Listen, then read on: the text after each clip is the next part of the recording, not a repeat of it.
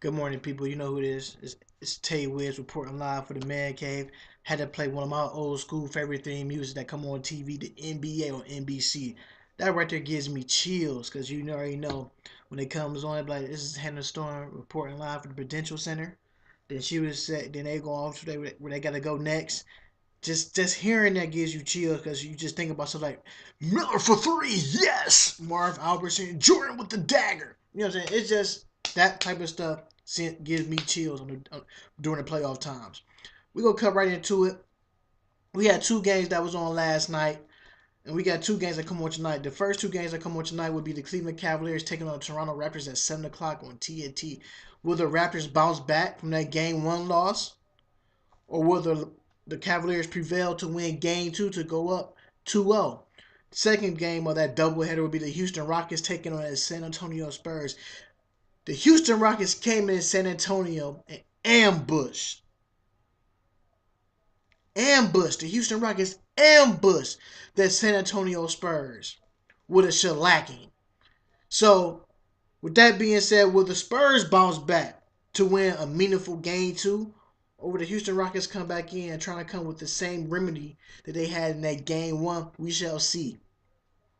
The first game that we had on last night was the Boston Celtics and the Washington Wizards, and that game already started off pretty chippy.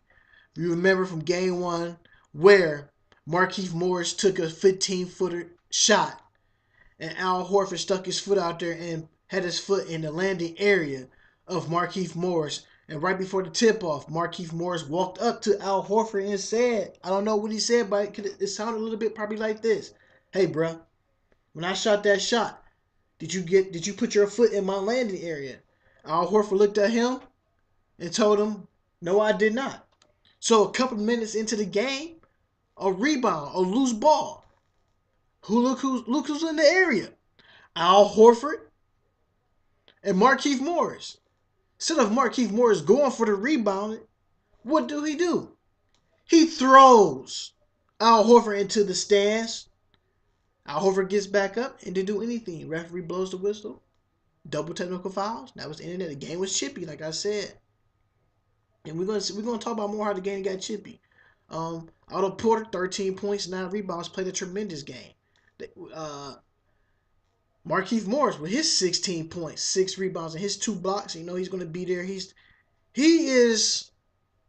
Every team has that guy who will fight for their brothers, and Markieff Morris is that guy. He's that guy who's gonna fight for his teammates to get everything going, and that's him. That's his personality. He's a soldier. He's gonna keep playing no matter what. That's him.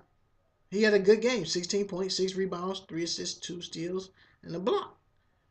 Which I thought if they could have did a little bit more, the bench didn't really come to play. You know, Martin Gattai had 14 points, 10 rebounds.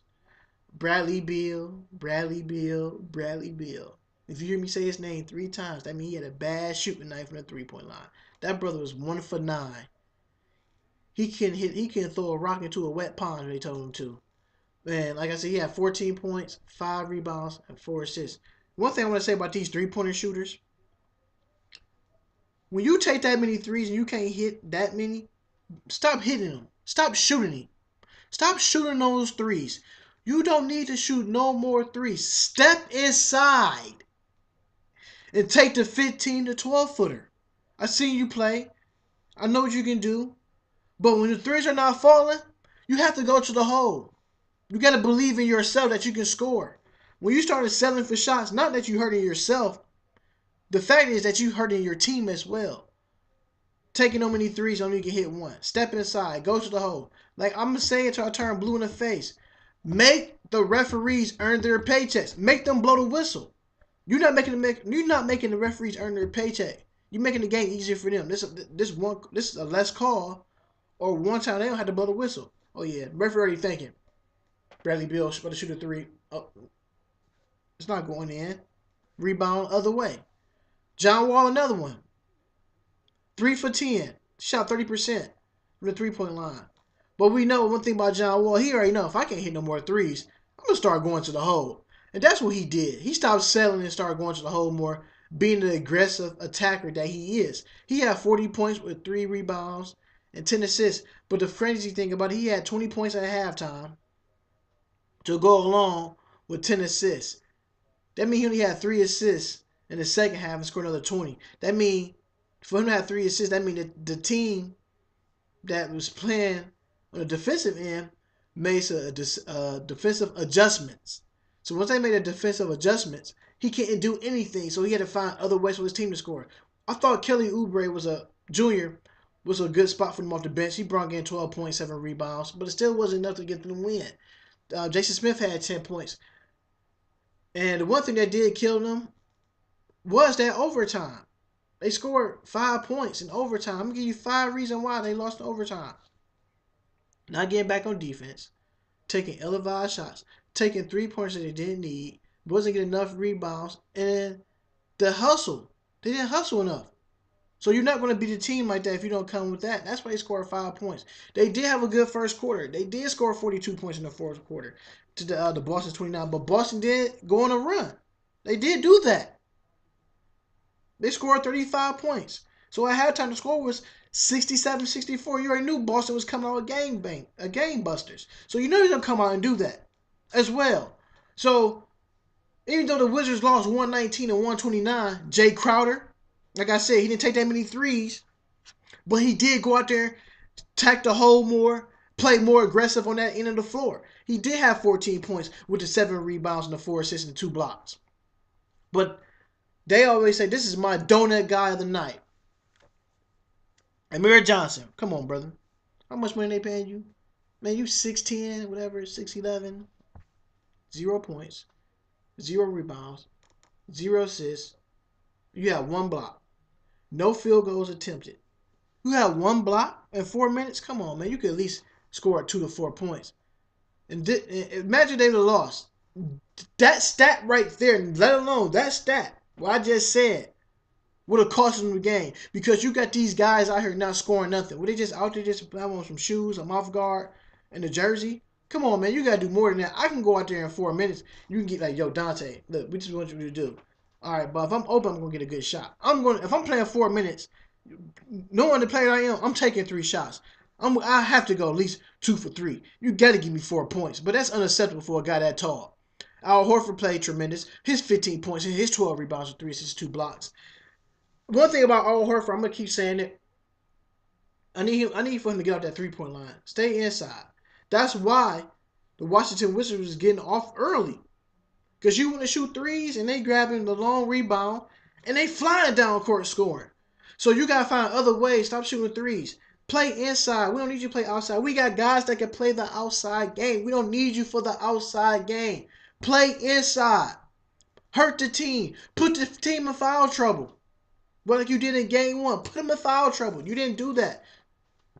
Avery Bradley played a great game. 14 points. 4 rebounds, 3 steals. And what I like about it, because he held Bradley Beal under his average. They both have 14 points. It's just set for Avery Bradley had 1 less rebound. He had 4. Bradley Beal had 5. And Avery Bradley going to play defense. He's going to irritate you. He's going to get under your skin. Luckily, the Celtics got 2 of them guys. Avery Bradley and Marcus Smart. Them guys going to get under your skin. They're going to make you work hard on the offensive end of the floor because that's their motto. You know, they hashtag should be Boston Strong. That's how they playing right now. The stuff they've been going through for the last couple of weeks. You know, I want to tip my hats off to Isaiah Thomas. The guy scored 53 points, man. The last time somebody scored that many points was AI back in 2003 when he put up 55. And you know, AI, you know his guy, he wear on his sleeve. Only the strong survive. That's what Isaiah Thomas was doing last night. Yesterday was his sister's birthday, so you know he wasn't going to lose that game on his sister's birthday. He scored 53 points. Little Isaiah Thomas, the little injured that could. The smallest guy on the court put up 53. It's crazy. He was shy of the Boston Celtics playoff record. John Havlicek had 54. That's a little food for thought, like to do, like my little stats and stuff like that. And he played huge. Played with a chip on his shoulder. Even though he's trying to cut through the defenders, They tripped him up and he fell and he hit his face again like he almost hit his, like he's about to lose another tooth the way he fell. The game was getting chippy. Otto Porter got headbutted by Isaiah Thomas and his nose just started bleeding and bleeding. So I was like, okay, all right. Isaiah Thomas looked back and seen blood. You know what happened? When you see blood, other players just go off, and he went off. He went off.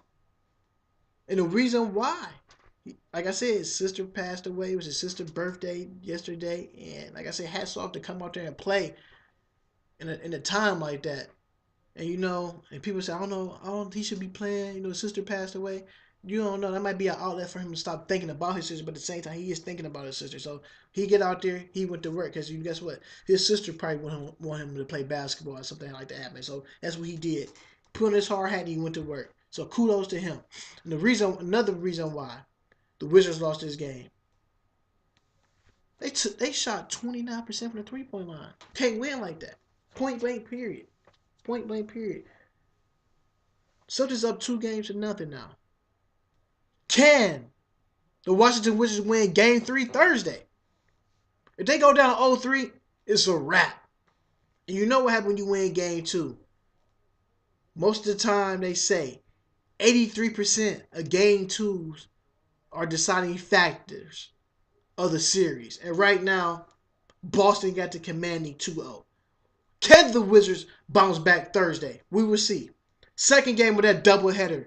The Utah Jazz taking on the Golden State Warriors. Gordon Hayward. Shot terrible. He only had 12 points. Ooh. I had to put my head down like, bro. Gordon Hayward, stop forcing shots, bruh. Stop forcing your hand. You don't need to force your hand. They threw 4 different players at you to see what you would do. And you didn't do anything but force your shots. You had 12 points on 4 from 15 shooting. Ooh. As young man said, ooh. That's ugly. That is ugly. Joe Johnson, 11 points, 5 rebounds.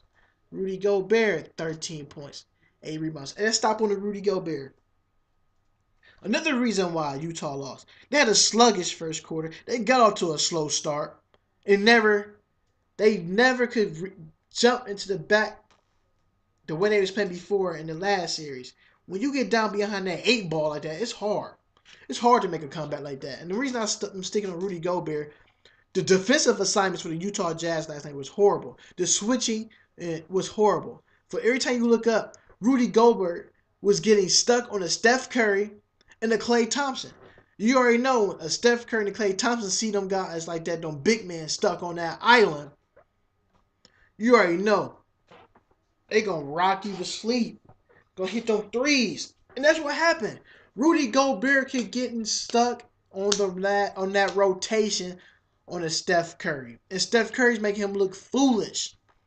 So when I mean by that getting stuck, that means nobody was talking on the defensive end. Hey, watch out, move go that way. Hey, Rudy, fall back. I got this man here. It was none of that when I was watching the game last night. And that's another reason why they lost. Another reason why they lost too, because their backcourt, their guards, scored 12 points.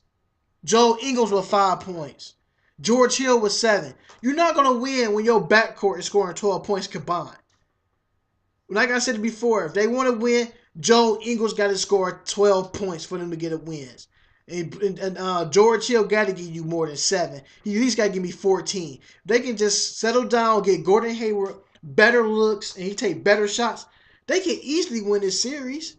Even though they bench scored 46 points, they outscored the Warriors bench 46-29. But the one thing the Utah did do a lot. They took a lot of threes. They was 9 for 29 from the 3-point line. You're not gonna win games like that when you shoot that many threes.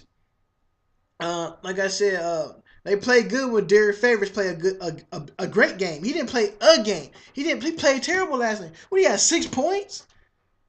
If they want to win, these guys had to contribute. You got to get a 14-10 night for a Derek Favors for them to beat a Golden State Warriors, a hybrid team like that. Hey, don't worry about what they're doing over there. Hey, we don't care about the records. We've seen we had the best record in the league. You've seen what happened. You get the best record in the league, you're going to lose championships. No shade thrown. Uh, Kevin Durant, 17 points, 5 rebounds. Draymond Green, 17 points, 8 rebounds. Zaza Pachulia with 10 points. Klay Thompson with 15 points, 3 from 8 from the three-point line. Steph Curry with 22 points, 1 from 4 from the three-point line. They had balanced scoring. They was getting scoring. They were scoring as a team instead of just playing selfish basketball. Hey, I know what? I'm going to get my shots. Because that's what it like to me half the time they be playing out there, the Warriors. They just take shots like, I'm going to get mine. They played more of a well-balanced basketball game last night as a team. And it was one thing I'm looking at, Steph Curry, like I said, he was 1 for 4 from the three-point line. He said, forget this. I can hit no threes. I got to try something different. I'm going to have to go to the hole, create my shots, and take my 15-foot. And that's what he was doing. When you can't hit threes, you got to find other ways to score. And that guy did find other ways to score. And the crazy thing is, I'm looking at the shot charts these guys be doing, how they was playing last night. The one shot chart I always look at the Warriors, they 3-point shot chart. They was 7 for 29 as a team. That's 24%. And when they shoot that low in threes, 9 times out of 10, you be like, that's why they lost. The crazy thing is, now I'm sitting here, this is how they won. They were 7 for 29 from the 3-point line, 24%. They were 29 bench points. So you look at it where they played off. This one an A+ game. This right here, I'm going to give this game a C-. That was an average game because they still walked away with a win. And the only reason why Utah lost, like I said, they had a terrible first quarter. They was playing catch up the whole time behind that 8 ball. And you can't win. You can't win like that. You gotta find other ways to score. Like I said, they had a terrible shooting night. Nobody on the Utah Jazz scored no more than 20. It was all 13 and below. So you gotta get other things going right now for that team. Right now, that series, Warriors got a 1-0 lead. I'm looking for Utah to bounce back Thursday to make some adjustments. They got to at least win one on their floor. If you can win one game in Golden State floor, and you get the next 2 games, the next 3 games at your house, because it's now because after game 2 would be considered like what game after game 2s and stuff. If you win, it would be considered best of 5. So you have to win on your floor. You have to win these 2 games on your floor, and you definitely got to win Thursday night at the Warriors' house. You know who I am. It's Tay Wiz reporting live for the Man Cave, like I always do. Subscribe to that YouTube channel at TAE_WIGGS. For those who not following me on my Twitter, the same as TAE_WIGGS. Like I said, 2 games on tap right now before I leave. Remember, watch that Cavaliers-Raptors game. That's at 7 o'clock TNT. And don't forget to watch that Spurs and Houston Rockets. That's TNT as well, 9:30. Y'all know who I am. Tay Wiz, live from the Man Cave. Peace out. Y'all take it easy.